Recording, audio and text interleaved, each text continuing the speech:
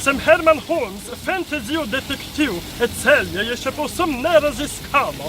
Nahajamo se v parku na Gledališkem trgu, točno tukaj, kjer stoji spomenik osamosvojitvi Slovenije, fontana v belem. Spomenik je izdelal Franz Furger. Ja, vse lepo in prav, vendar nikjer ni zabeleženo, koliko je betonskih krogov na tleh pred spomenikom.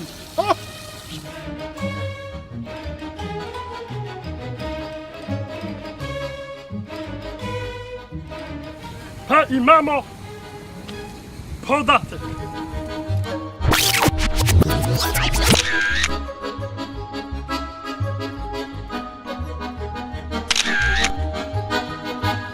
Gremo naprej. Radio Fantasy.